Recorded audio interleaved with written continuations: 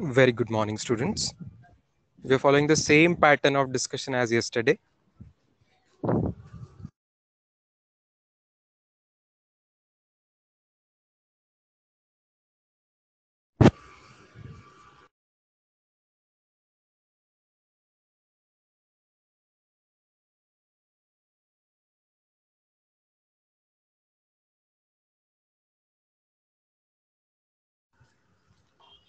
Yeah, so somebody can put the image here on the chat box. 20 minutes, 8 questions from ALP. वो discuss करेंगे, बाद में दिशा DPP discuss करेंगे.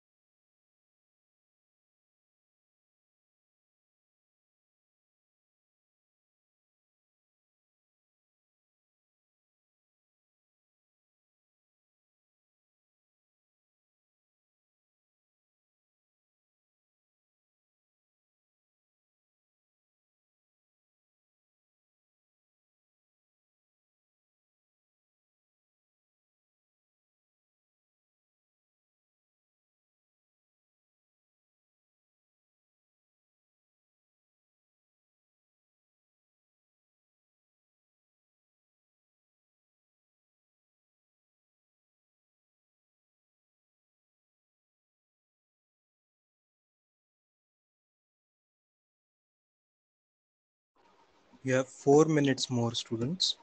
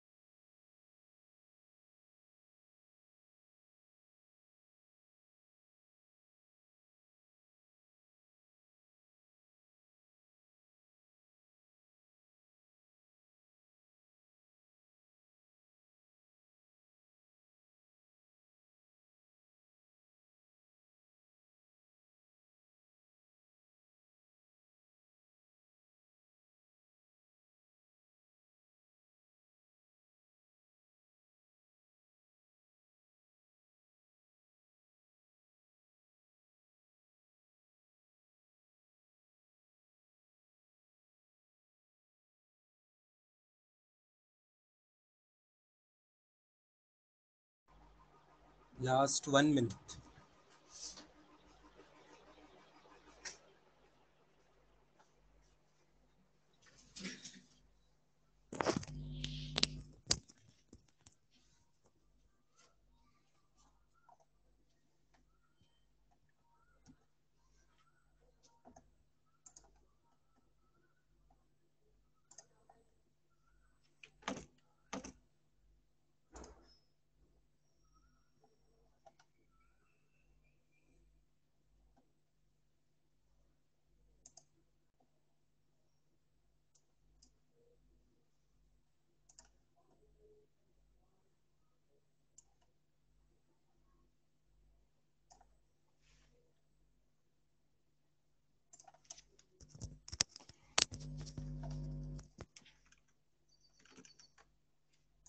चलो आ जाइए स्क्रीन पे स्टूडेंट्स.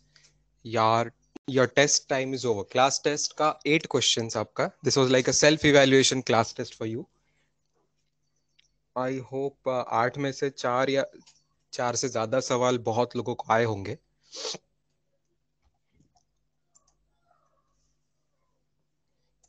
कितने लोगों के 4 क्वेश्चंस या 4 से ज्यादा हो गए बेटा? यस में मुझे पोल का जवाब दीजिए. 4 या 4 से ज्यादा क्वेश्चंस आपके ट्राई हो चुके हैं.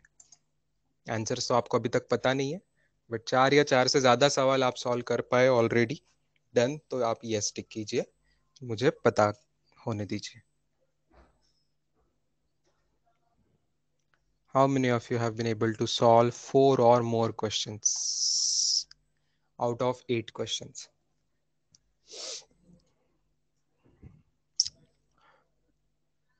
Okay. Again, the ratio is like 70% students ने solve किए हैं. ठीक है, चलो अब देखिए बोर्ड पे. We will start talking about each of these questions quickly before starting the DPP discussion. Question number 7, particle is projected from ground vertical direction t0 point 8 पे वो 14 मीटर पे जा रहा है.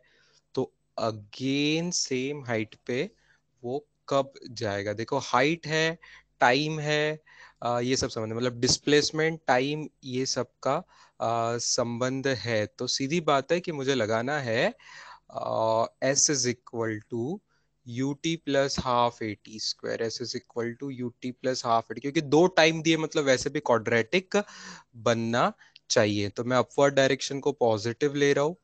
तो ऊपर हाइट 14 मीटर पहुंच रही है, मतलब S is equal to 14। U तो मुझे पता नहीं है ना, यू तो मुझे पता नहीं है। दिया है क्या क्वेश्चन में? यू नहीं दिया है, नहीं दिया है, यू नहीं दिया है। टी, अच्छा, प्लस हाफ, एक्सेलरेशन की वैल्यू -10 हो जाएगी क्योंकि अपवर्ड डायरेक्शन को मैंने पॉजिटिव लिया है। तो कैसा क्वाड्रेटिक बन रहा है देखिए, तो क्वाड्रेटिक बन रहा है 5t² minus U T plus 14 is equal to 0। ये क्वाड्रेटिक बना। और हमने थोड़े दिन पहले रिवाइज किया था, क्वाड्रेटिक के दो रूट्स है, तो sum of the root is minus B by A and product of the roots is equal to C by A. तो अब यहाँ पे product of the roots exactly हमें पता चल चुका है, product of the roots exactly हमें पता चल चुका है 14/5। तो इसमें t1 की वैल्यू पुट कर दीजिए। t1 एक टाइम दिया हुआ है 0.8। 0.8 को फ्रैक्शन में क्या कर सकते हैं बेटा? 0.8 इटसेल्फ इज 8/10, मतलब 4/5 हो गया ये। तो ये वैल्यू ही आपको 4/5 गिवन है, तो 4/5 इंटू T2 जो हमें निकालना है is equal to 14/5। 5 cancel, so T2 is 14/4। 14/4 मतलब कितना हुआ? 7/2। तो सीधा आपने फोर्थ ऑप्शन टिक करना था। आई बात समझ में? दोनों टाइम, एक टाइम दिया है सवाल में, उसी हाइट पे आने का दूसरा टाइम निकालना था। तो दो रूट्स ऑफ द क्वाड्रेटिक से हमने इसको सॉल्व कर लिया। ये 7th क्वेश्चन। 8th में पार्टिकल सबसे अपवर्ड विथ इनिशियल स्पीड, ये displacement covered by them in the last second of the motion. देखो हर एक को कितना टाइम लग रहा है पता ही नहीं है, तो लास्ट सेकेंड किसका क्या होगा ये भी हमें पता नहीं है। लास्ट सेकेंड कितना होगा ये हमें पता ही नहीं है। तो कैसे करेंगे इस सवाल को? थोड़ा कुछ आइडिया लगाइए। Displacement covered by them in last second of the motion,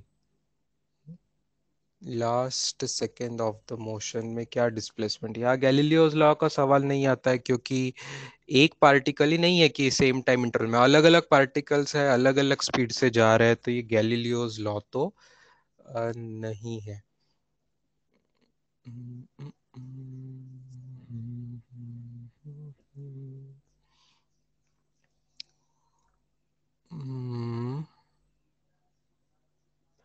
अच्छा, एक काम कर सकते, देखिए ऐसे इस सवाल के लिए क्या मैं तीनों का ऊपर जाने का टाइम निकाल सकता हूँ?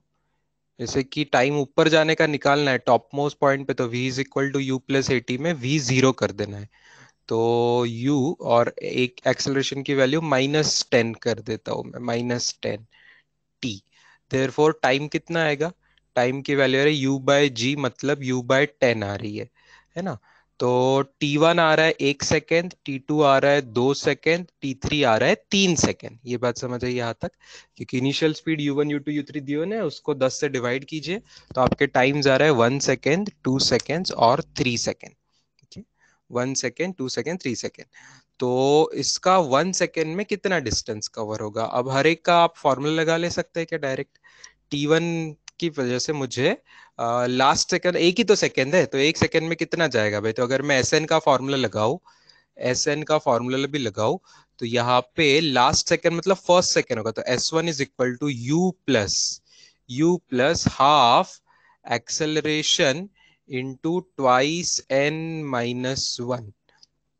ठीक है, ये आ जाएगा x1 का फॉर्मूला। ठीक है, यहाँ पे ये x1 आ गया। ठीक है, इस पर से मुझे x2 मिलेगा। 2 सेकेंड में लास्ट ही x2 ही सेकेंड सेकेंड रहेगा, तो उसका initial speed 20 plus half into acceleration की वैल्यू इंटू ट्वाइस n-1। और इसके लिए x3 इज इक्वल टू उसकी initial speed plus half a into twice n-1। आ रही बात समझ में बेटा? यहाँ तक स्टेप समझ में आई, अब बस कैलकुलेशन करना है। तो आंसर क्या आ रहा है देखिए, therefore x1 is to x2 is to x3। x1 का आंसर क्या आ रहा है कैलकुलेशन करके, 2 1 2 -1 एक एक एक गया, मतलब 10 -5 मीटर आ रहा है। x1 is 5 metre, x1 is 5 metre, very good. x2 कितना आ रहा है, x2 आ रहा है 2 × 3 - 1, मतलब 5 25 गया, अरे ये भी 5 आ रहा है, और ये भी 5 आ रहा है। 5:5 मतलब ही 1:1:1 आंसर आना चाहिए। क्या आंसर 1:1:1 आना चाहिए। इसका एक शॉर्टकट तरीका भी मैं बताऊंगा समझने के लिए, लेकिन कुछ मिनटों कुछ कुछ टाइम बाद। पर अभी के लिए आपको ये डिटेल मेथड समझ आ गई। पूरा जैसा जैसा दिया है वैसा वैसा हमने टाइम निकाला, और उस टाइम के अंदर का एस एन का फॉर्मूला लगाया, एन लास्ट सेकेंड को लेके रिस्पेक्टिवली।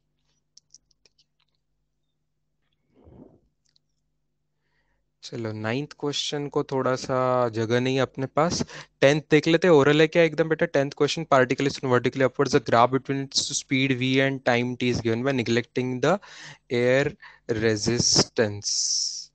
हाँ हमें तो पता है स्पीड वेलोसिटी कम कम होती जाएगी, कम कम होती जाएगी ऊपर फेंका है तो। बट ग्राफ बिटवीन स्पीड दिया है ना, तो पहले स्पीड ज्यादा रहती है ऊपर फेंकते समय, फिर धीरे धीरे स्पीड कम होती है, राइट? तो शुरू में कम होनी चाहिए, शुरू में कम होनी चाहिए, बाद में बढ़नी चाहिए, सीधा सी ऑप्शन है। Is it very easy question students? Yes, this one was a easy question. Speed मतलब वेलोसिटी का मैग्नीट्यूड है। अगर वेलोसिटी पूछते थे तो क्या आंसर आता था बेटा? अगर वेलोसिटी पूछते थे तो ग्राफ कैसा आता था? अगर वेलोसिटी पूछते तो आपको पता है, अब अपवर्ड डायरेक्शन पॉजिटिव, तो पहले पॉजिटिव वेलोसिटी, फिर वो हाईएस्ट पॉइंट पे 0 हो जा रही है, फिर निगेटिव वेलोसिटी आती थी। ये होता था वेलोसिटी टाइम ग्राफ। कि this is time versus velocity का ग्राफ होता है। लेकिन सवाल में स्पीड पूछा है, तो निगेटिव वाला पार्ट भी ऊपर आके पॉजिटिव आएगा, स्पीड बढ़ती जाती है डिसेंट के समय। करेक्ट। चलो तो ये हुई बात 7 8 10 की। क्या नवा क्वेश्चन अभी देख सकते हैं? Particles projected vertically upward same velocity on two different planets, acceleration due to if they fall back to initial points, projection after lapse of time t1 and t2। अरे ये भी कोई बड़ी बात नहीं बेटा, पिछले ही सवाल 8वें सवाल के जैसा ही है। आप देखिए v is equal to you plus eighty को मैं अंडरलाइन कर रहा हूँ। ऐसे देखिए यहाँ पे आइए, देखिए v is equal to you plus eighty को ही मुझे लगाना है वापस, v is equal to you plus eighty को ही लगाना है। ठीक है, सो ऊपर जाने के लिए कितना टाइम लगेगा, उसके लिए v जीरो कर दीजिए, u की वैल्यू ये, एक्सेलरेशन की वैल्यू -g, और टाइम की वैल्यू t। देयरफॉर आपको टाइम की वैल्यू क्या मिल रही है? टाइम की वैल्यू मिल रही है u बाय जी। यहां तक समझा क्या? देखिए टाइम की वैल्यू मिल रही है u। ये कितना टाइम है? ये ऊपर जाने का टाइम है।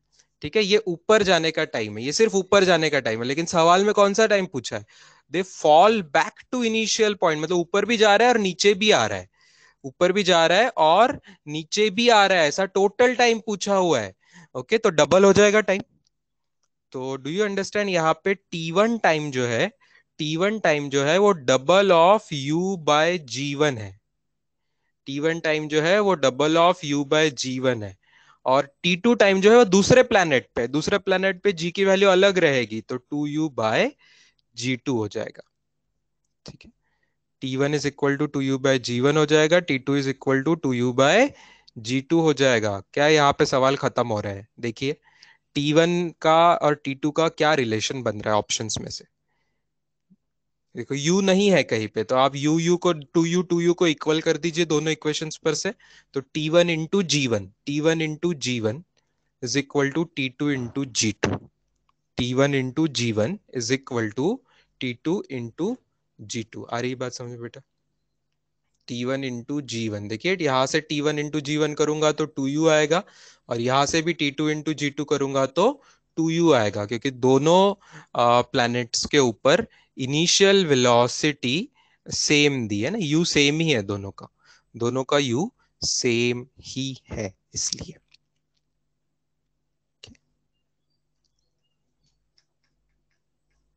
चलो किसी को 7th रिपीट चाहिए? पहले तो मैं हर क्वेश्चन का जहां जहां सॉल्यूशन है ना, उसके बीच में लाइन खींच देता हूँ, ताकि आपको समझ आ जाए कि ये सॉल्यूशन यहाँ शुरू यहाँ खत्म। ये ऊपर का 7th वाले का सॉल्यूशन है, ये 8th वाले का साइड में है, फिर 9th वाले का तो अभी अभी किया है, और 10th वाले का बहुत छोटा सा है। तो ये है मेरे 10th का सॉल्यूशन ग्राफ वाला, ये है मेरा 9th का सॉल्यूशन, ये है मेरा 7th का, और ये है मेरा 8th का। आप पूछिए 7th वाला किसी को चाहिए वापस। मैं देखो मैंने 7th में डायग्राम इमेजिन करी है, निकाली नहीं है।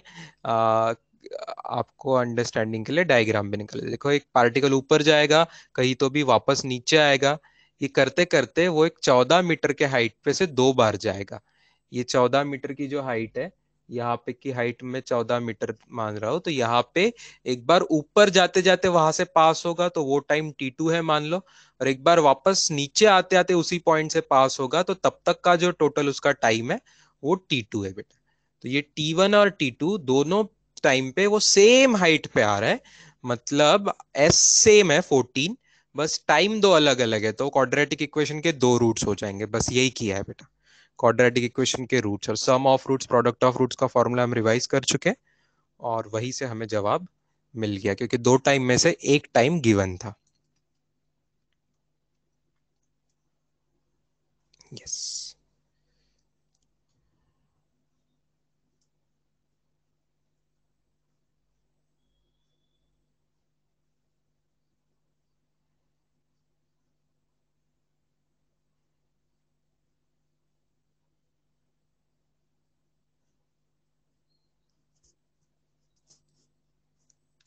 अच्छा, अब 8th शॉर्ट क्वेश्चन के लिए एक शॉर्टकट मैं आपको बताना चाहता था।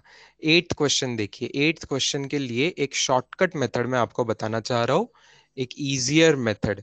किसी को कोई ध्यान आ रही है? मेथड एकदम इजी, कुछ इतना कैलकुलेशन करने की जरूरत नहीं, ओरल है, एकदम ओरली, जस्ट वेरी इजीली, एकदम ओरली। किसी को ध्यान आ रहा है तो बताइए मुझे टाइप करके, क्या किसी को इसको शॉर्टकट कोई ध्यान आ रहा है कि एक एक वेरी फैंटास्टिक शॉर्टकट इसका है?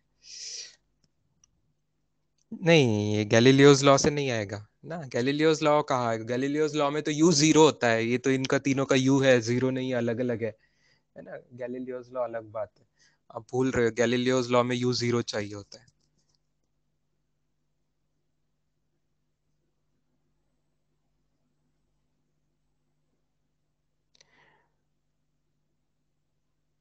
हाँ, श्रद्धा को बात समझ आई हुई है थोड़ी सी इसमें, कि क्या हो रहा है, शॉर्टकट वाली बात उसको समझ में आई हुई है कि ये क्या हो रहा है करके इसमें।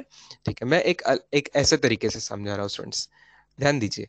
अगर ग्राउंड पर से मैं किसी चीज को ऊपर फेंकता हूं, और वो ऊपर जाके किसी स्टेज पे गई, किसी एक हाइट पे पहुंच गई, तो वो ऑब्जेक्ट ऊपर जाते जाते और वापस नीचे आते आते सेम रास्ता फॉलो करते हैं कि नहीं students? It comes back by the same route, है ना। और जहां से जहां जाने को उसको जितना टाइम ऊपर जाते लगा है, उतना ही टाइम नीचे आने को लगता है कि नहीं? उतना ही टाइम नीचे आने को लगता है कि नहीं? यस। जैसे मान लो फॉर एग्जाम्पल एक ऑब्जेक्ट अगर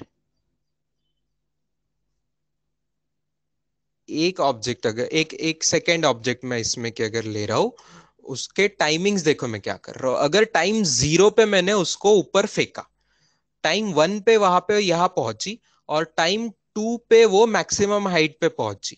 ठीक है, टाइम 2 पे मैक्सिमम हाइट पे पहुंची, तो यहां पे कब पहुंचेगी वापस, कोई बताएगा? ये 1 सेकेंड वाले जगह पे वापस कब पहुंचेगी, कौन से टाइम पे पहुंचेगी, बता सकते हो? 3rd सेकेंड पे पहुंचेगी। और जमीन पे कब पहुंचेगी? जमीन पे 4th सेकेंड पे पहुंचेगी। ये बात क्लियर है ना? क्योंकि ऊपर जाता नीचे आने का समय का पैटर्न एकदम सिमेट्रिकल होता है।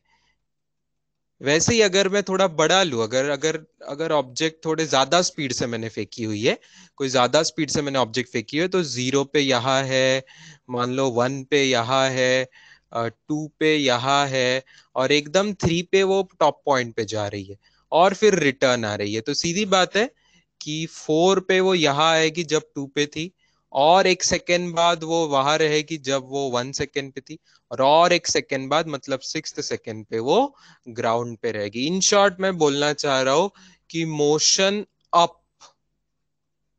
And motion up and motion down are symmetrical. ये वर्ड समझ आ रहा है क्या? देखिए, ये मेरा इस क्वेश्चन का सुपर शॉर्टकट है, और यही दिशा डीपीपी में भी कुछ सवाल में मैं लगाऊंगा। Motion up and motion down are symmetrical. Symmetrical मतलब समझ रहे हो ना? सिमेट्री मतलब जैसे ऊपर जाते समय हो रहा है वैसे ही काम नीचे आते समय भी हो रहा है। अगर ये बात मुझे समझ आ रही है, अगर ये बात मुझे समझ आ रही है, तो क्या मैं ये भी समझ सकता हूं कि लास्ट सेकेंड, ऊपर जाते समय का लास्ट सेकेंड सिमेट्रिकली ये सेम एज डाउन आने का फर्स्ट सेकेंड। डाउन आने का फर्स्ट सेकेंड, हाँ या ना? डाउन आने का फर्स्ट सेकेंड, नीचे आते आते का जो पहला सेकेंड रहेगा वैसा ही ऊपर जाते जाते का आखिरी सेकेंड रहेगा, है ना? तो हमें बोल रहा है कि ऊपर जाते समय का लास्ट सेकेंड, ऊपर जाते समय का लास्ट सेकेंड पूछा है, तो वही वापस नीचे आते समय के फर्स्ट सेकेंड जैसा रहेगा। अगर ये बात है तो वाह, क्वेश्चन कितना आसान हो गया। डाउन में आते समय ऑब्जेक्ट हमेशा यू जीरो हो जाएगी। नीचे आते समय का अगर आप ऊपर के पॉइंट से, टॉप मोस्ट पॉइंट से कैलकुलेट करेंगे तब यू जीरो हो जाएगा। एक्सेलरेशन ड्यू टू ग्रेविटी, अगर मैं डाउनवर्ड डायरेक्शन को फिर पॉजिटिव ले लू तो +10 हो जाएगा, मीटर पर सेकेंड स्क्वायर। तो भैया डिस्प्लेसमेंट क्या होगा? 1 सेकेंड का डिस्प्लेसमेंट क्या होगा? UT plus half A T square. अब यू सबका जीरो हो गया, तो आंसर कितना आएगा? हाफ इंटू 10 इंटू 1 का स्क्वायर, मतलब 5 आंसर आएगा। तो ये सभी का आंसर 5 आएगा। तो x1 हो, x2 हो, x3 हो, फर्क नहीं पड़ता, सब 5 5 5 मीटर आ रहे हैं, तो सीधा आंसर आपका 1:1:1 है। ठीक है, ये शॉर्टकट इसलिए है, एक बार आप समझ लोगे ना तो कई मुश्किल सवालों में मैं आपको अप्लाई करके दिखाऊंगा आज, और कुछ सवालों में मैं आपको अप्लाई करके दिखाऊंगा, है ना? ऊपर जाते समय क्या क्या डिफरेंट था? ऊपर जाते समय यू अलग अलग था। देखो मेरे पिछले इसमें मुझे क्या करना पड़ा था, थोड़ा अलग अलग यू लेना पड़ा था सबका, 10 20 30 अलग अलग टाइम कैलकुलेट करना पड़ा था, 1 सेकेंड, 2 सेकेंड, 3 सेकेंड।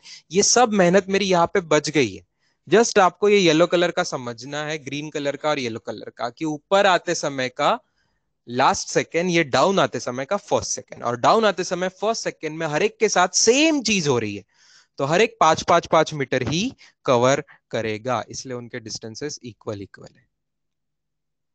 आई बात समझ बेटा?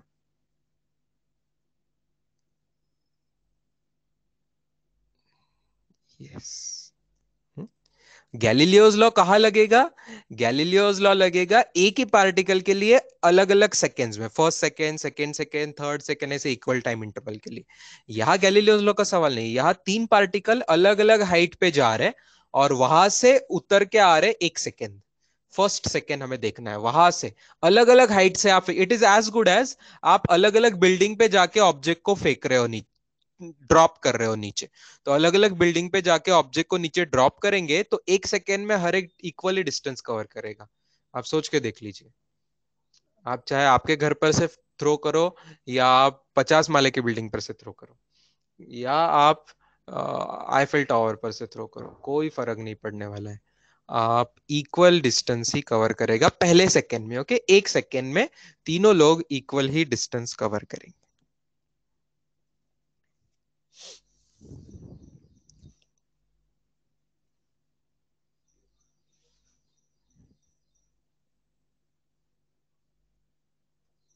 चलो अब आगे बढ़ते हैं, 11 12 13 14, फिर डीपीपी पे आते हैं।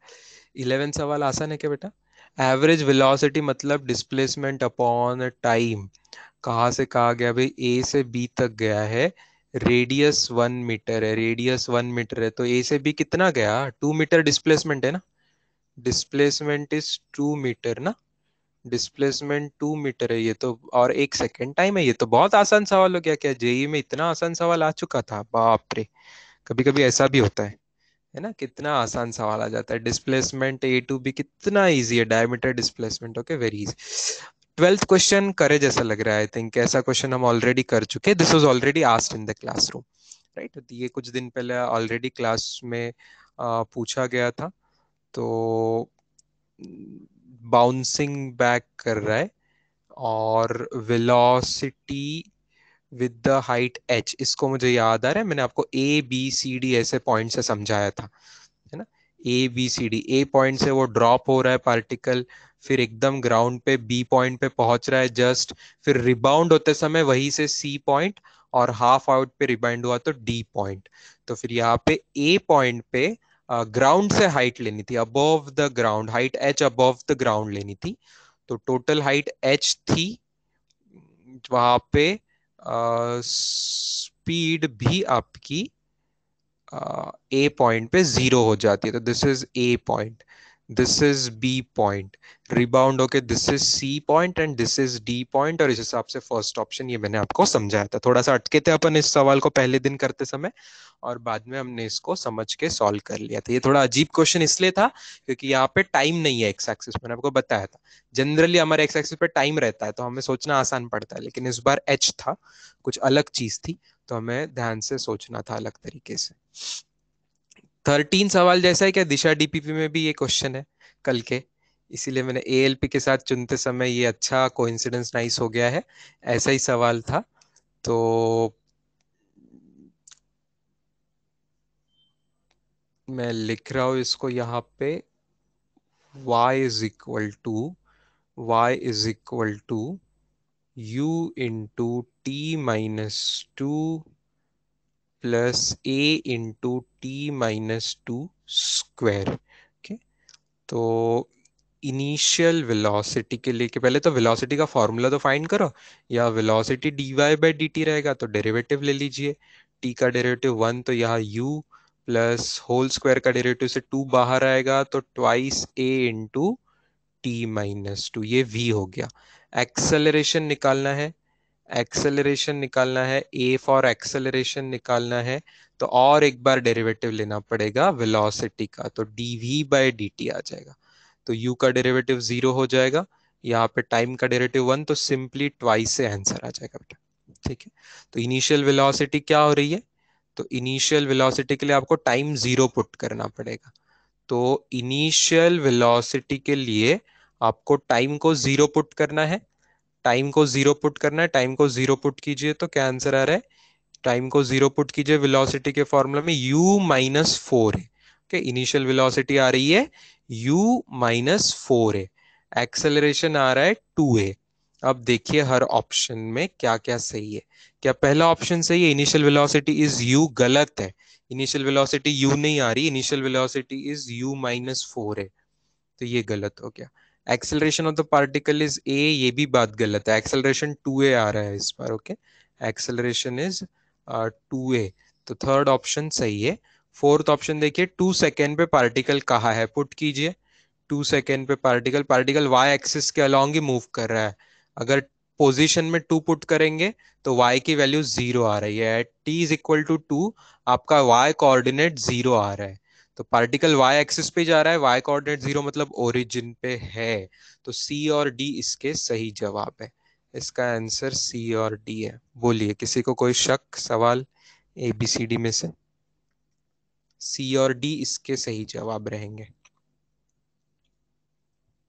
दिशा डीपीपी में इसी को थोड़ा कुछ अलग होगा, देखेंगे वो सवाल आएगा तो, स्लाइटली ऑप्शन डिफरेंट है मेरे ख्याल से, बट बाकी सिमिलर सिचुएशन थी एकदम। लास्टली 14th क्वेश्चन देखते हैं। क्या बेटा सी ऑप्शन डाउट है? सी ऑप्शन देखो एक्सेलरेशन है ना, हमने डेरिवेटिव लेके लिया है। सी ऑप्शन आप वापस अगर पूछना चाह रहे थे तो देखो डेरिवेटिव लिया है ना, डिस्प्लेसमेंट का डेरिवेटिव से वेलोसिटी निकाला, वेलोसिटी के डेरिवेटिव से एक्सेलरेशन निकाला, तो एक्सेलरेशन 2a आ गया, तो जो आया डेरिवेटिव लेके वही जवाब रहेगा ना। तो इसलिए मैंने एक्सेलरेशन को कैपिटल ए सिंबल यूज किया, क्योंकि यहाँ पे small a symbol already question में यूज्ड है, हम क्या जाने स्मॉल ए क्या कांस्टेंट है ना, कुछ भी हो सकता है वो, तो स्मॉल ए मतलब हमेशा एक्सेलरेशन रहेगा तो जरूरी नहीं है ना, सवाल वाले ने जो बोला है उस हिसाब से रहेगा। तो ऐसे रटना नहीं है कि A for acceleration, A for apple, B for ball, ये छोटे बच्चों के लिए होता है, बड़े के लिए ऐसा नहीं होता है कि ए फॉर एक्सेलरेशन ही रहेगा फिजिक्स में, ऐसा हमेशा जरूरी नहीं है। यहाँ पे टू ए फॉर एक्सेलरेशन आ रहा है। हम्म? तो मैंने स्मॉल ए को एक्सेलरेशन नहीं लिया, कैपिटल ए को एक्सेलरेशन लिया है।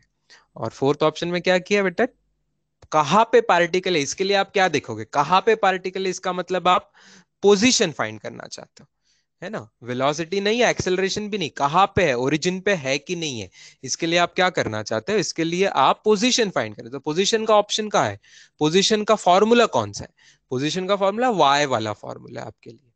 तो पार्टिकल वाई एक्सिस पे जा रहा है और at T is equal to two, at time is equal to two, आप y फाइंड करो उसका, तो उसका y जीरो आ रहा है, y उसका जीरो आ रहा है। तो ऐसा कौन सा पॉइंट है y एक्सिस पे जिसका y कोऑर्डिनेट जीरो है, बताइए तो।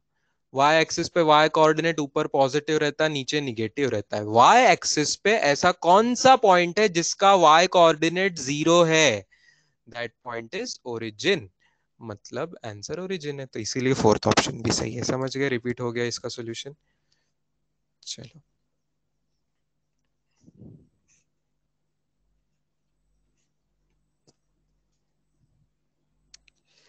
Last question of this, position of a body from fixed reference point, ऐसा ऐसा दिया है, this shows that the body is, भैया ये रूट वूट तो झंझट वाली बात है, रूट को हटाते हैं, तो पहले मैं रूट हटाने के लिए स्क्वायर कर दूं गिवन इक्वेशन का, तो x इज इक्वल टू क्या हो जाएगा, x is equal to 2t - 3 का होल स्क्वायर हो जाएगा।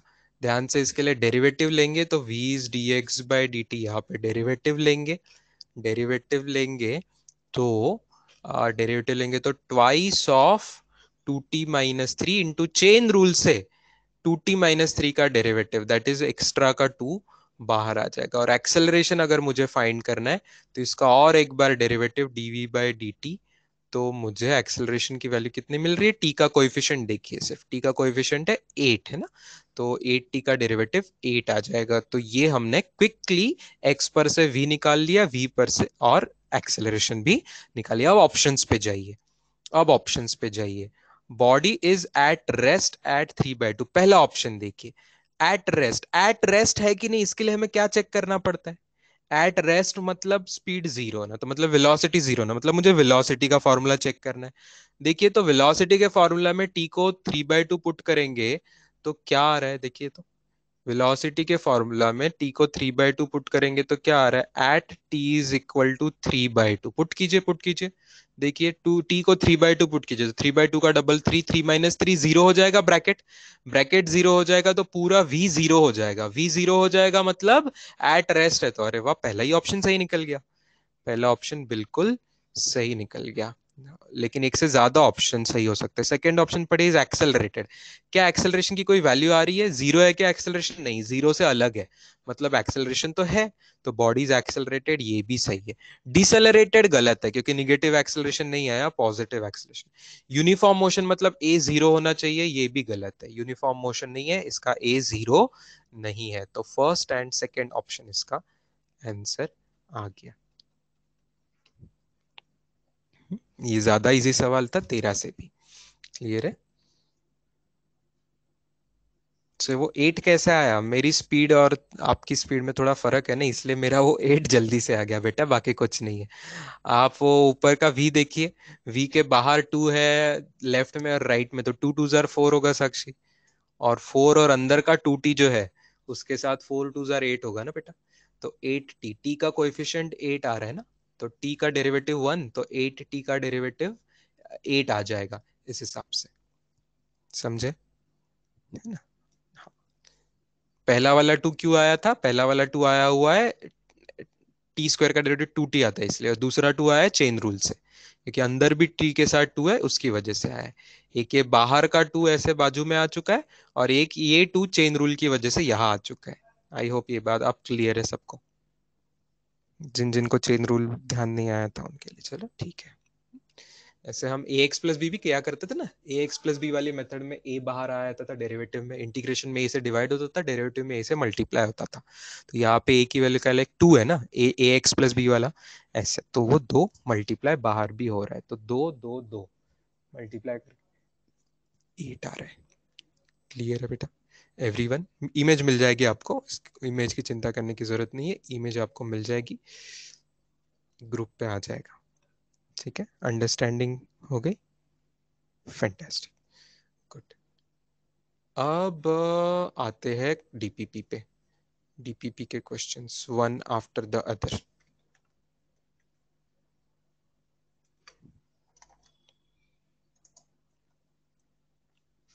It will take me 1 minute to open the DPP on my computer and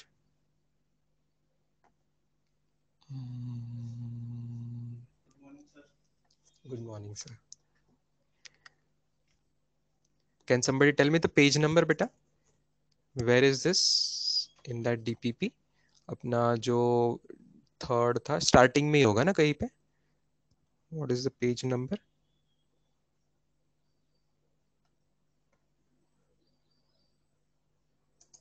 PDF में 20 के आसपास,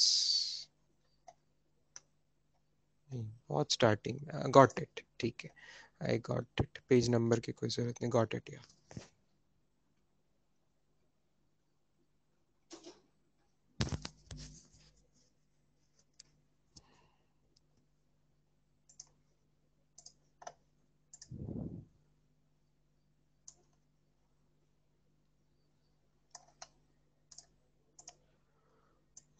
पहले ही 3 क्वेश्चन बहुत डेंजर से आ रहे हैं स्टूडेंट्स, है ना, ये कोई इजी क्वेश्चन नहीं है यहाँ पे।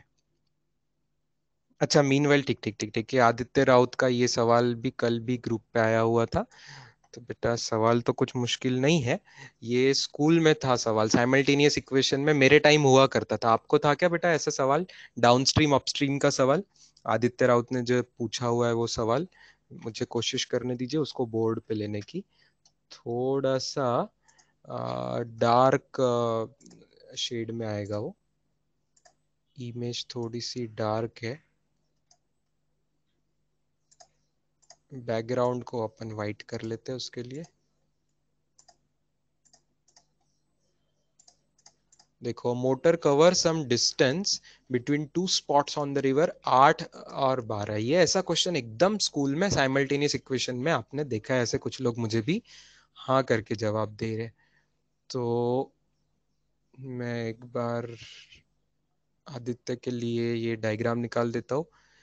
To spots on the river आहे, म्हणजे काय करायचं इथे, रिव्हर मध्ये समजा ए ठिकाणाहून बी ठिकाणापर्यंत या रिव्हर मध्ये आपल्याला जायचं है। रिवर मतलब ऐसे पूरे रिवर ही निकाल दूं क्या, ऐसे अच्छे से पानी भी निकाल दूं क्या आपको चाहिए तो? ये ए से बी आपको जाना है, here you are having water, this is the river, so river itself flows, river itself flows, river itself has a speed, river itself has a speed, okay?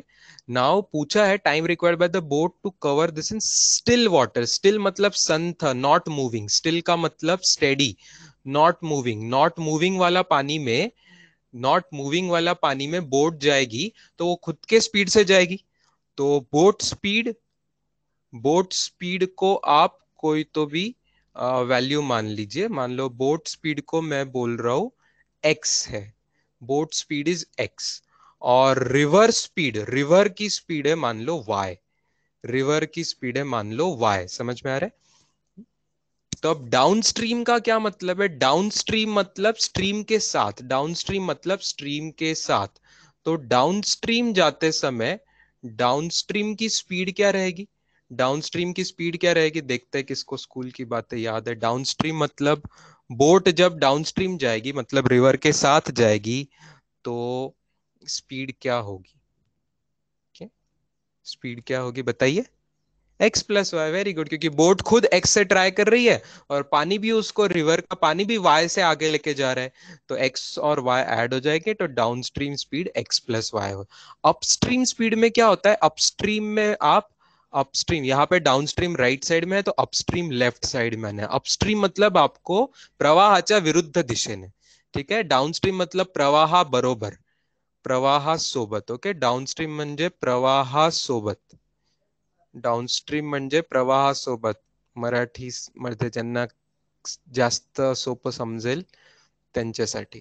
Upstream म्हणजे प्रवाहाविरुद्ध. अपस्ट्रीम म्हणजे प्रवाहाविरुद्ध, म्हणजे प्रवाहाची स्पीड सबट्रॅक्ट होणार आहे, म्हणजे x minus वाय ही त्याची speed येणार आहे. Very good.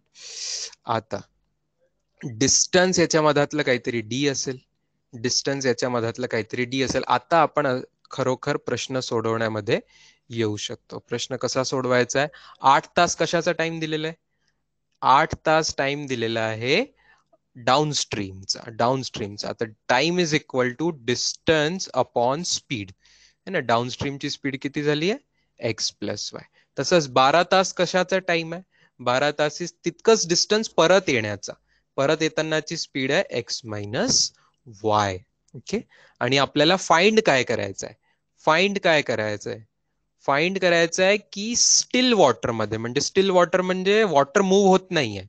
वॉटर मूव्ह होत नाहीये. वॉटर मूव्ह होत नाही म्हणजे फक्त बोटची स्पीड. फक्त बोटच्या स्पीड नुसार. तर आपल्याला तितकंच डिस्टन्स कव्हर करायचं आहे, तितकंच डिस्टन्स कव्हर करायचं आहे फक्त बोटच्या स्पीडनी. पाण्याची स्पीड 0 घेऊन, पाणी मूव्हच होत नसेल तर, म्हणजे आपल्याला डी अपॉन एक्स फाइंड करायचं आहे. इज दिस क्लिअर बेटा? इज दिस क्लिअर इथपर्यंत? आता बघा सोल्युशन. आता इथे मी लेफ्ट साइड मध्ये याचं सोल्युशन, कसे इक्वेशन बस आपण सॉल्व करूया. इक्वेशन आपण सॉल्व करूया. कसं बघा, एक्स प्लस वाय आपल्याला मिळत आहे डी बाय 8 आणि एक्स मायनस वाय आपल्याला मिळत आहे डी बाय 12. ठीक आहे. या दोघांना ऍड केलं, या दोघांना जर ऍड केलं तर मला वाय वाय कॅन्सल होऊन 2x मिळून जाईल. तर 2x काय येत आहे? डी बाय 8 प्लस डी बाय 12. याला क्रॉस मल्टिप्लिकेशन करून तुम्ही सॉल्व करा तर 20 डी अपॉन 12 8 96 96. याला अजून सॉल्व करा तर 4 4 कॅन्सल होतील, 5 डी बाय 24. हे आलं x 2x चा आन्सर. तर x चा आन्सर काय येईल? 2 ने डिवाइड करा तर 5d अपॉन 48. 5d अपॉन 48 हे x चा आन्सर आला. ओके. इथेच प्रश्न संपला, कारण की therefore D by X काय येईल? याच इक्वेशन वरून डी डिवायडेड बाय एक्स करा तर दुसऱ्या साईडला शिफ्ट करून 48 बाय 5. यालाच डेसिमल मध्ये 9.6. सगळं अवर मध्ये होता टाइम, तर हा टाइम पण 9.6 अवर मध्ये येईल, which is already ticked as the correct answer. Yes और नो? ठीक है, ये हो गई मेथड. किसी को शॉर्टकट ध्यान आ रहा है क्या? एक very easy shortcut for this question. एक very easy shortcut for this question. एक वेरी वेरी इजी ऑप्शन पर से एक शॉर्टकट किसी का. वेरी गुड, बहुत अच्छा. आर्या को समझ आ गया. तो देखो, डाउनस्ट्रीम जा रहा है तो जल्दी जाएगा, अपस्ट्रीम आ रहा है तो ज्यादा टाइम लगेगा. तो संथ पानी में तो उन दोनों के बीच में का टाइम लगेगा ना. तो क्लियर बात है कि answer should be between 8 and 12. Answer should be between 8 and 12. ये समझ ले तो आपको सुपर शॉर्टकट हो गया, है ना. ये आंसर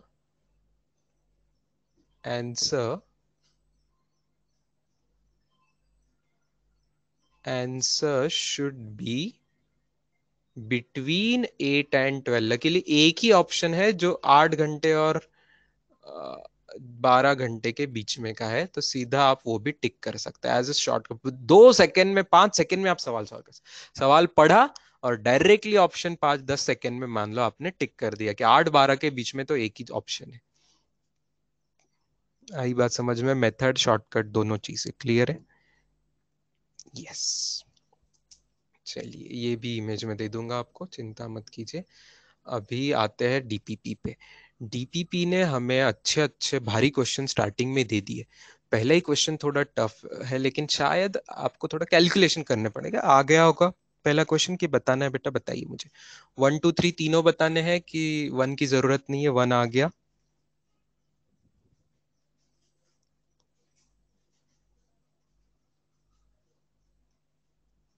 बताना है 1 की नहीं बताना है?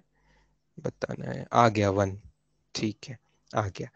थर्ड सवाल बहुत डेंजर है. जरूर यस, थर्ड सवाल मैं आपको बता रहा हूँ. देखिए, ध्यान से देखिएगा. थर्ड सवाल, the motion of a body is given by this. देखो ये v ऑफ t ना is a speed, okay.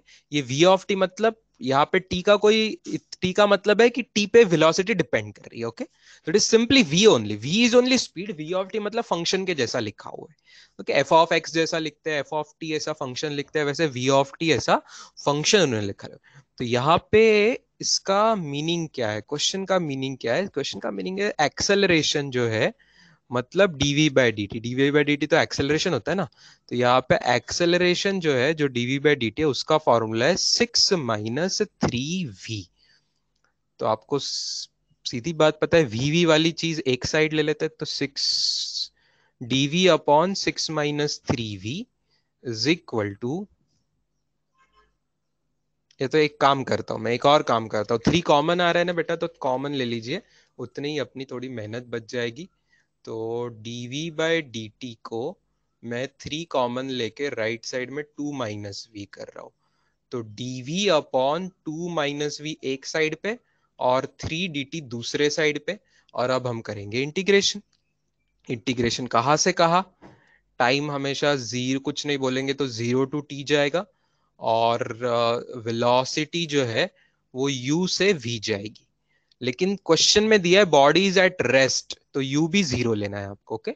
u भी आपको 0 लेना है, शुरू में बॉडी इज एट रेस्ट इसके हिसाब से। अच्छा, राइट साइड में 3dt का इंटीग्रेशन है, 3 तो कॉमन निकल जाएगा, dt का इंटीग्रेशन t होगा, तो t - 0। क्या किसी को लेफ्ट साइड का इंटीग्रेशन याद आ रहा है? लेफ्ट साइड का इंटीग्रेशन याद आ रहा है? देखो, it is something like integration dx by x जैसा ही है वो। Integration dx upon x ln x होता है बेटा, तो integration dx upon x ln x होगा, वैसे integration dx of upon 2 - x ऐसा कुछ है, तो ln ऑफ 2 - v होगा। Very good. सो ये होगा ln of 2 - v, ln of 2 - v। लेकिन आपको ये भी चीज याद है कि v के बदले या x के बदले ax प्लस b है, x के बदले ax प्लस b है, तो a से डिवाइड होता है इंटीग्रेशन के समय। यहाँ a कांस्टेंट कौन सा है?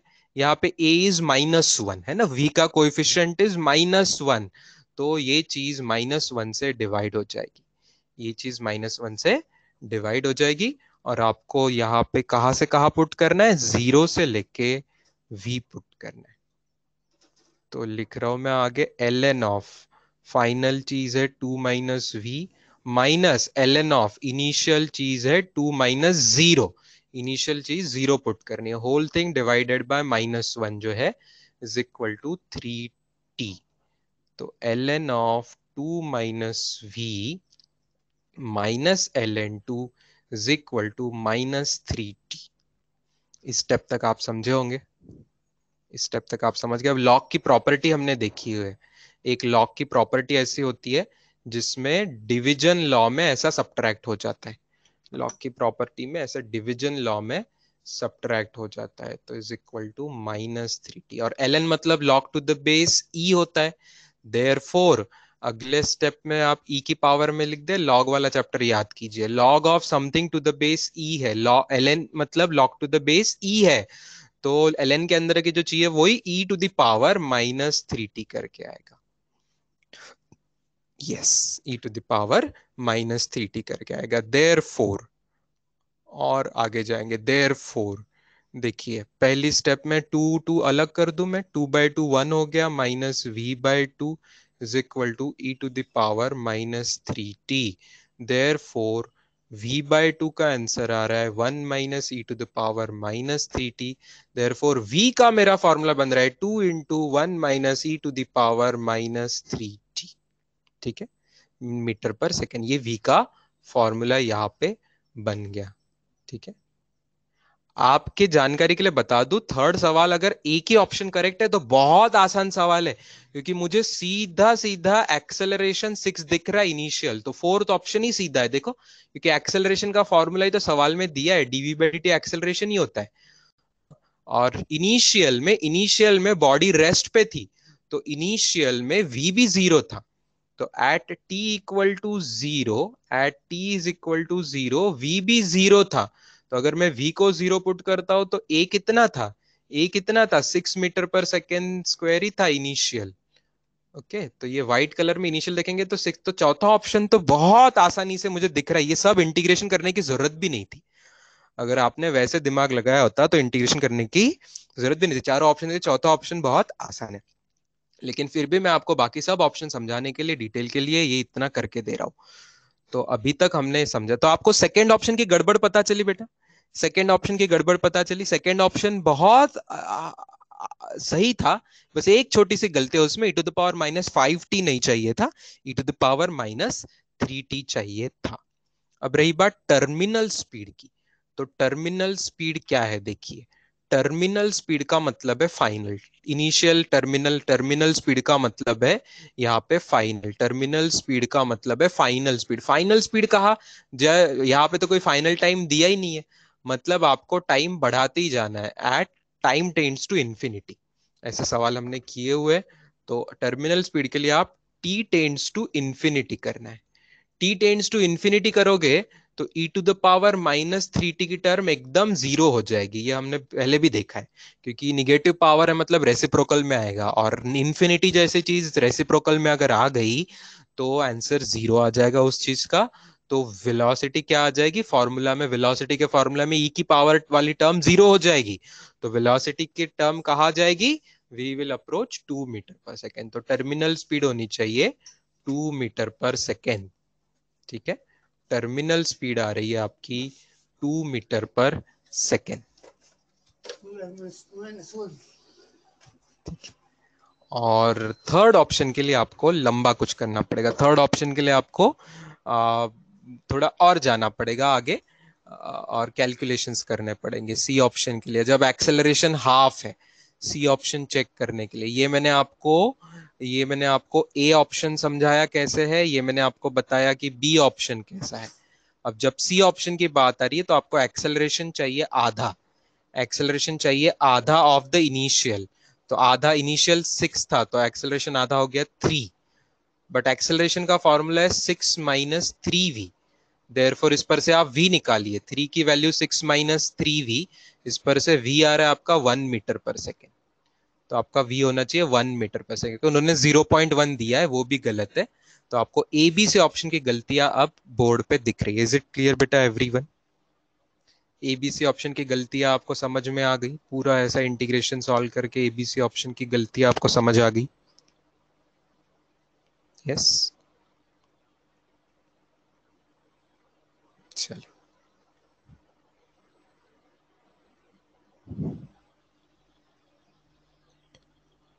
गावंडे को, साक्षी को सेकंड क्वेश्चन डाउट है, बाद में देवयानी को eighth and ninth question doubt है।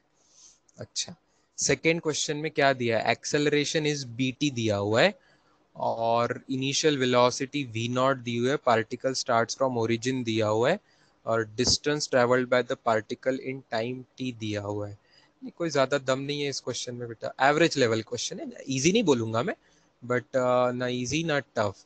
दिया हुआ है कि एक्सेलरेशन इज बीटी, लगाइए फॉर्मूला, एक्सेलरेशन होता है dv/dt, तो dv/dt इज bt, तो dv is equal to bt और अब करना पड़ेगा इंटीग्रेशन, इंटीग्रेशन कहाँ से कहाँ करेंगे, टाइम 0 to t, और speed initial to final, initial इस बार v नॉट दिए और फाइनल को v लेंगे, तो फाइनल माइनस इनिशियल स्पीड, यहाँ पे b कॉमन आ गया, यहाँ पे b कॉमन आ गया, b कॉमन आने के बाद integration t² by 2, T D T can t² by 2 -0² by 2 -0² by 2, तो ये क्या बन रहा है formula, sorry v not minus v नहीं, v फाइनल माइनस इनिशियल बनेगा, तो v -v नॉट ऐसा।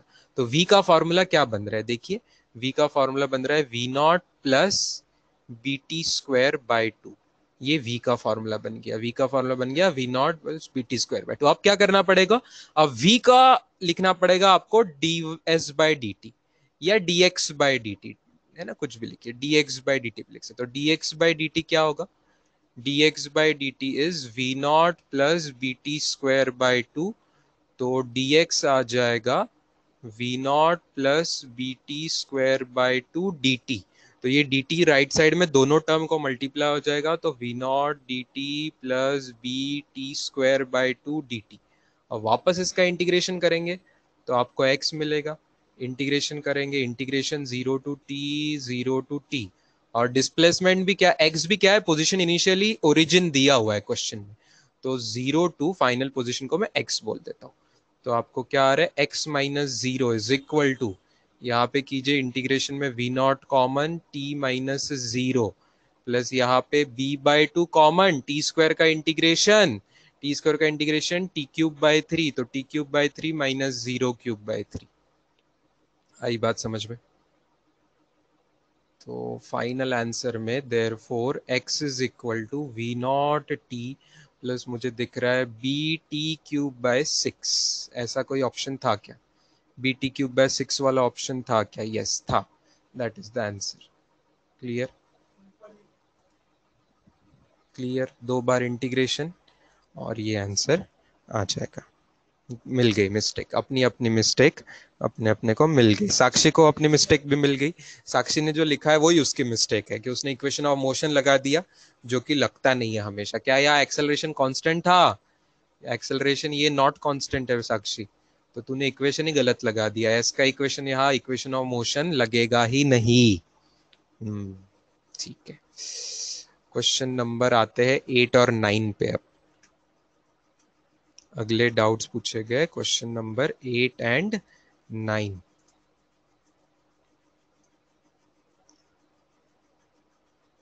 कुछ भी? कौन पूछ रहा है 8 एंड 9? मजाक कर रहे हो क्या? क्या जोक चल रहा है क्या क्लास में? 8 एंड 9 एकदम क्लास के इजीएस्ट सवाल में से था, कुछ भी मत पूछो, मजाक मत करो। क्वेश्चन नंबर आगे पूछिए।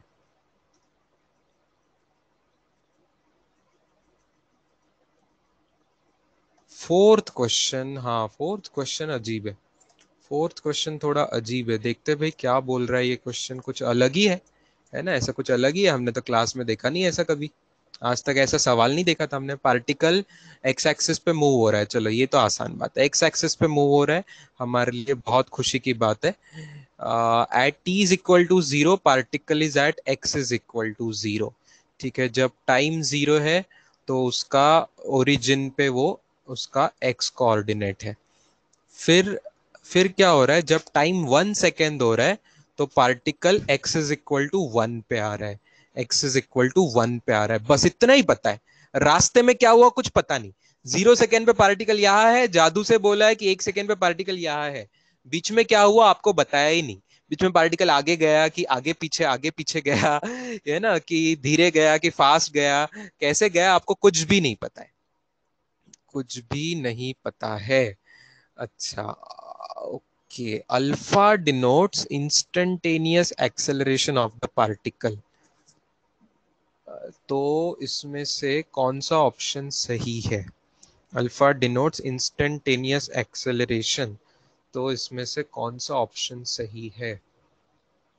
पहला ऑप्शन बोल रहा है alpha can not remain positive for all T in the interval 0 to 1। क्यों भाई? Particle alpha alpha can not remain positive बोल रहा है, ऐसा नहीं हो सकता क्या? होता है ना, हम कई बार ऐसे गाड़ी को लेफ्ट से राइट ले जाते तो पूरा एक्सेलेटर दबा के रखते। एक्सेलेटर दबाएंगे मतलब पॉजिटिव एक्सेलरेशन होगा और गाड़ी को यहां से यहां पहुंचाएंगे। तो हो सकता है ना अल्फा तो पॉजिटिव रह सकता है ऑल थ्रू, समझ रहे? आप रियल सिचुएशन इमेजिन कीजिए। अल्फा पॉजिटिव रहना मतलब आप गाड़ी को पूरा एक्सेलरेट कर रहे हो। टू व्हीलर चलाई है आपने, गाड़ी को पूरा आप जीरो से स्टार्ट करके एकदम एक्सेलरेट करते करते 1 मीटर डिस्टेंस ले गए, तो चलता है ना? है ना? वहां स्टॉप हो रहा है ऐसा बोला है क्या? अच्छा अच्छा अच्छा अच्छा अच्छा अच्छा अच्छा अच्छा अच्छा, स्टॉप हो रहा है बोला है, कम्स टू रेस्ट बोला है। हाँ ये तो वर्ड मैंने ध्यान ही नहीं दिया, यहाँ पे रेस्ट है। स्टार्ट भी रेस्ट, एंड भी रेस्ट, ये तो बहुत इंपॉर्टेंट इंफॉर्मेशन है। मतलब यहाँ पे इनिशियल स्पीड भी जीरो कर दिया है, फाइनल स्पीड भी जीरो कर दिया है। मतलब आपको गाड़ी स्टार्ट भी करनी है, रुकानी भी है, फिर तो भैया ब्रेक्स लगाने ही पड़ेंगे। हाँ तो पहला ही ऑप्शन सही हो गया। चलो फिंडास, बाकी कोई ऑप्शन आपको चेक ही नहीं करना है, बाकी ऑप्शन बस कंफ्यूज करने के लिए कुछ तो बनाना है इसलिए बोल दिया है। बाकी ऑप्शन में किसी ऑप्शन में कोई पढ़ने लायक भी दम नहीं है। समझे क्या? समझे क्या? घुमाया क्वेश्चन ने, बाकी ऑप्शन ऐसे घुमाने के लिए दे कुछ भी। अल्फा कैन नॉट एक्सीड 2, क्यों भाई? क्या मैं गाड़ी को बहुत एक्सेलरेट नहीं कर सकता और बाद में कस के ब्रेक दबा दूंगा? एकदम जबरदस्त एक्सेलरेशन करूंगा और एकदम ब्रेक दबा दूंगा। तीसरा ऑप्शन भी एकदम बहुत हाई एक्सेलरेशन कर दिया और बाद में बहुत जोर से दबा दिया।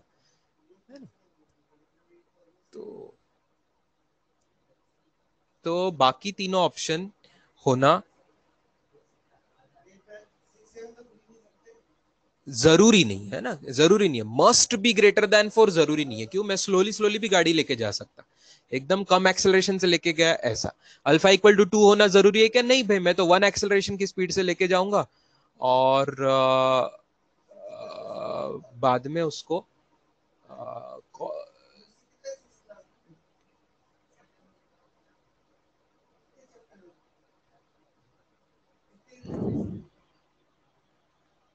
स्लो लेंगे। समझा क्या बेटा मैं क्या बोल रहा हूँ? पहला ऑप्शन वाला समझ गया क्या? ब्रेक्स लगाना पड़ेगा आपको लेसली, इसलिए फोर्थ क्वेश्चन समझ गया। हाँ ठीक है, चल 5 6 7। हाँ सिक्स्थ क्वेश्चन में दम है, फिफ्थ क्वेश्चन में कोई दम नहीं है। फिर भी भाई पूछा है आप, अगर फिफ्थ क्वेश्चन मैंने कल इजी क्वेश्चन में से एक रेट किया हुआ था। Fifth is among the easy question. Area under the 80 curve लेके आपको चेंज इन वेलोसिटी मिलती है। तो एरिया अंडर 80 ग्राफ आप लोगे तो आपको चेंज इन वेलोसिटी मिलेगा। तो ज्यादा से ज्यादा चेंज इन वेलोसिटी आपको निकल फ्रॉम रेस्ट निकालना है। तो चेंज इन वेलोसिटी मतलब v माइनस यू होता है। तो v minus you is area under the 80 graph. तो यहाँ पे एरिया आपका 55 मीटर पर सेकेंड आ रहा है, हाफ इंटू 10 इंटू 11 55 एरिया आ रहा है, और यू आपका 0 दिया हुआ है, तो इसलिए आपका वी भी क्या आ रहा है? 55। तो सीधी बात है, फाइनल स्पीड ही सबसे ज्यादा है, क्योंकि सबसे ज्यादा एरिया कहाँ तक आया? देखो आपको 11 सेकंड तक नहीं लेते, मान लो सिर्फ 3 सेकंड तक 4 सेकंड तक लेना था तो इतना ही एरिया आता था। मान लो 6 सेकंड तक लेना था तो और ज्यादा एरिया आता था। मान लो 11 सेकंड तक लेना है तो पूरा ही पॉजिटिव एरिया आ जाएगा। तो जितना ज्यादा पॉजिटिव एरिया लोगे उतना ज्यादा वी आपका आंसर आएगा। तो भाई पूरा ही एरिया ले लो। तो पूरा एरिया लेके 55 जवाब आ रहा है, इसलिए मैक्सिमम स्पीड का एरिया 55 आ रहा है।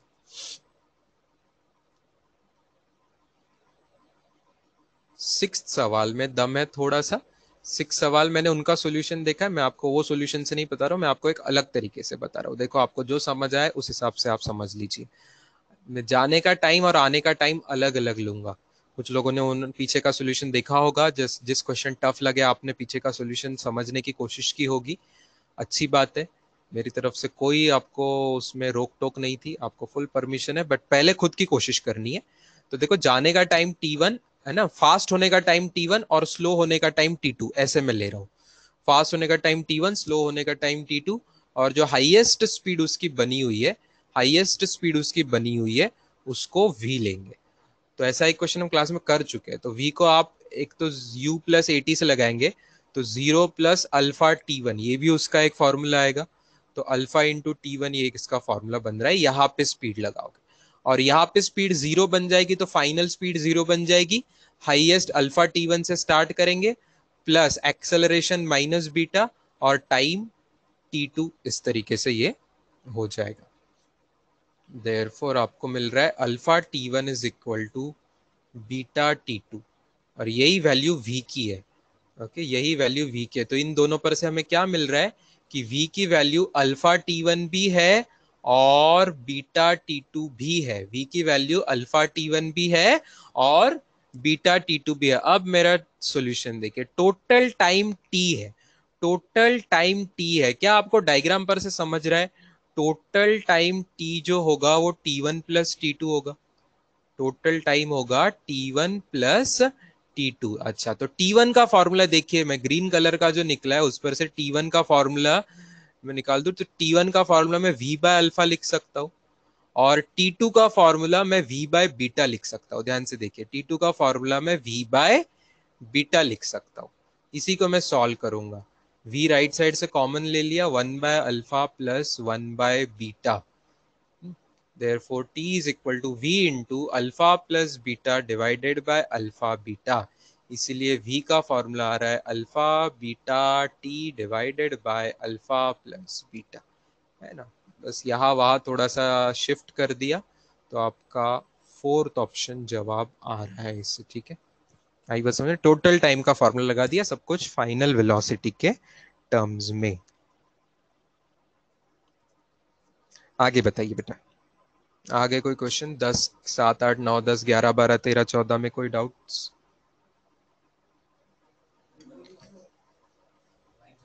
सेवन सवाल ऑलरेडी क्लास में किया है, सोते हो क्या क्लास में? क्लास में डन है सेवन सवाल।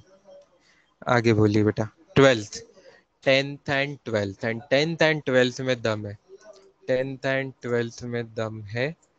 Question number tenth and twelfth, ये टेंथ के लिए अभी का शॉर्टकट काम आएगा। कुछ देर पहले हमने एएलपी करते करते एक शॉर्टकट देखा, देखो last t seconds of ascent. Ascent मतलब ऊपर जाना, एसेंट मतलब ऊपर जाना, ऊपर जाना, अपवर्ड्स। क्या मैंने आपको थोड़ी देर पहले शॉर्टकट समझाया कि जब बॉल को ऊपर फेंकते हैं तो ऊपर की मोशन नीचे की मोशन सिमेट्रिक होती है। तो लास्ट सेकेंड ऊपर जाते समय जो होगा वही नीचे के फर्स्ट टी सेकेंड्स में होगा। लास्ट ऊपर जाते समय लास्ट टी सेकेंड्स में जो होगा वो नीचे के फर्स्ट टी सेकेंड्स में होगा, बाय सिमेट्री। तो नीचे के फर्स्ट टी सेकेंड्स में ये होगा, तो वही काम कर लीजिए, यू को जीरो ले लीजिए, नीचे की डायरेक्शन पॉजिटिव ले लीजिए, एक्सेलरेशन नीचे की डायरेक्शन पॉजिटिव तो प्लस जी हो जाएगा, और s is equal to U T plus half A T square लगा दीजिए। यू जीरो है, ए जी है, तो हाफ जी टी स्क्वायर सीधा सीधा आपका आंसर आ गया, ठीक है। ये शॉर्टकट है, कोई लंबे तरीके से किसी ने किया है तो भी आंसर आना चाहिए, है ना, लेकिन आंसर तो यही आना चाहिए। अगर आपका कुछ अलग आंसर आए तो कुछ मिस्टेक की है आपने, अपनी मिस्टेक आपको ढूंढनी पड़ेगी। ट्वेल्थ सवाल भी कोई मुश्किल नहीं है बेटा, ट्वेल्थ सवाल मीडियम लेवल क्वेश्चन है। ट्वेल्थ सवाल में क्या दिया है, एक्सेलरेशन की वैल्यू दी है, a is equal to A not into one minus small T by capital T. तो average velocity from time T, क्या पूछा, average velocity from time T zero to the time when A is zero. When A is zero, when A is zero निकालिए तो, when A is zero वो time निकाल लीजिए पहले, हिम्मत वो तो करनी पड़ेगी। ए जीरो करना है तो ब्रैकेट जीरो हो जाएगा, ब्रैकेट जीरो हो जाएगा मतलब one minus t by capital t zero हो जाएगा। देयरफॉर टाइम की वैल्यू क्या आ रही है, कैपिटल टी। टाइम की वैल्यू आ रही है कैपिटल टी। तो वो कैपिटल टी ऐसा टाइम है जहां पे एक्सेलरेशन जीरो हो जाएगा, तो वो अपना फाइनल लेना है, ओके, वो फाइनल लेना है, वो फाइनल लेना है। तो इनिशियल टाइम टी जीरो हो गया, initial time t equal to zero वाला इनिशियल टाइम हो गया, और ये जो है ये फाइनल टाइम अपना आ गया। इस सब में अपने को एवरेज वेलोसिटी निकालनी है, तो एवरेज वेलोसिटी के लिए क्या करना पड़ता है, एवरेज वेलोसिटी का फॉर्मूला होता है, एक्सेलरेशन कांस्टेंट नहीं है यहाँ पे, तो एवरेज वेलोसिटी के लिए total displacement upon total time, sorry displacement upon time. तो भैया आपको मेहनत करनी है, इंटीग्रेशन करना है। पहले ए को लिखिए डीवी बाय डी टी, ए को डीवी बाय डी टी करके इंटीग्रेशन कीजिए, थोड़ा मैं डायरेक्ट लिख रहा हूँ, इंटीग्रेशन इंटीग्रेशन सब करेंगे तो v का आंसर मुझे दिख रहा है, क्या आ रहा है देखिए, इनिशियल वेलोसिटी जीरो है, तो इसका आंसर आएगा A not into T, A not into small T, A not into small T minus A not upon capital T, T square by two, ये v का फॉर्मूला आएगा आपका, ये आपका v का फॉर्मूला आएगा बाय इंटीग्रेशन। और वापस और एक बार इंटीग्रेशन करेंगे तो आपका x का फॉर्मूला जो आएगा वो बनेगा ए नॉट इंटू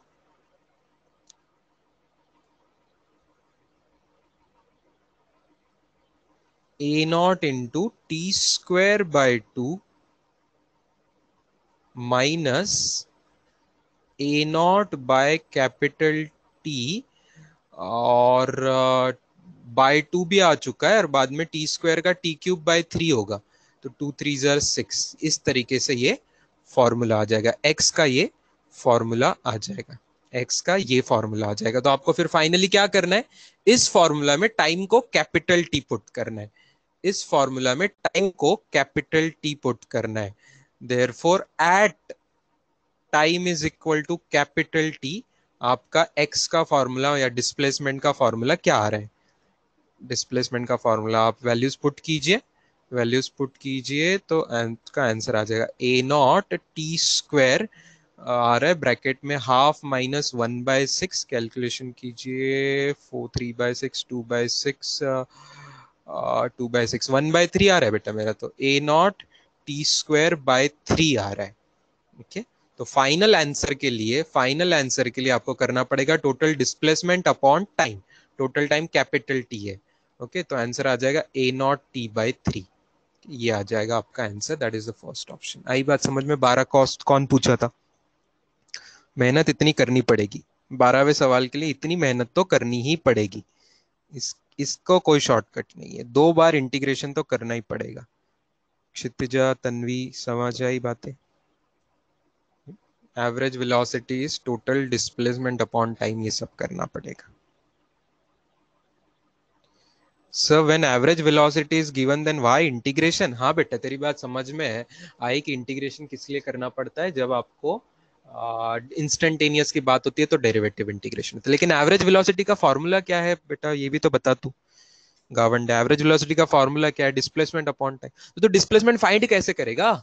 डिस्प्लेसमेंट सवाल में दिया ही नहीं है, तो डिस्प्लेसमेंट फाइंड करने के लिए मुझे इंटीग्रेशन करना पड़ेगा। कोई रास्ता थोड़ी दिया था कि मैं डायरेक्टली देख लूं कि अच्छा इस रास्ते से ये डिस्प्लेसमेंट है, कोई रास्ता डायग्राम डायग्राम वायग्राम कुछ गिवन नहीं है कि इनिशियल फाइनल ये है, तो इसलिए करना जरूरी था। ठीक, चलो आगे बोलिए, आगे और एक आधा सवाल हम डिस्कस कर पाएंगे, वी हैव द टाइम। 13 14 15, 13 14 15 13 सवाल में पीछे का सॉल्यूशन देख लीजिए, मैं बोलूंगा 13 थोड़ा लेंदी क्वेश्चन है, बहुत सुंदर सवाल है, लेंदी सवाल है, पीछे बहुत अच्छा सॉल्यूशन दिया है, आपको समझ आ जाना चाहिए पीछे का सॉल्यूशन। पीछे का सॉल्यूशन एक बार आज ट्राई कीजिए, नहीं समझा तो वापस मैं कल बताऊंगा, अगर आपको नहीं समझा तो। 15वां अभी के लिए थोड़ा छोड़ भी देंगे तो चलेगा, 15वां के लिए ना रिलेटिव वेलोसिटी से ज्यादा आसानी से आएगा, पीछे का भी सॉल्यूशन रिलेटिव वेलोसिटी से है, डायरेक्ट से थोड़ा लेंदी होगा, 1 मिनट में मैं नहीं समझा पाऊंगा, इसके लिए उसको भी अभी के लिए रुकाते हैं। बाकी 17 18 से आप लोग तो कंफ्यूज हो गए होंगे, पीछे के जवाब भी कुछ कुछ उल्टा पुल्टा हो गया ना, तो एक बार बेटा हम जवाब डिस्कस करके रुकते हैं, जिस किसी को कोई सॉल्यूशन चाहिए होगा उसमें तो मैं कल बता दूंगा। अब अपना टाइम आज का इतना ही हमें परमिशन दे रहा है, तो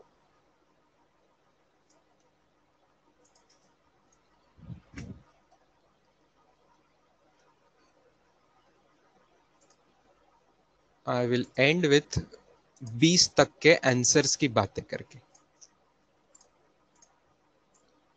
16 का आंसर क्या, गैलीलियोज लॉ से आपका 1:3:5, तो आसानी से थर्ड ऑप्शन आंसर आया होगा। 17 का जवाब पीछे गलत दिया है, आप सोचिए, इस पे मैं कल बात करूंगा।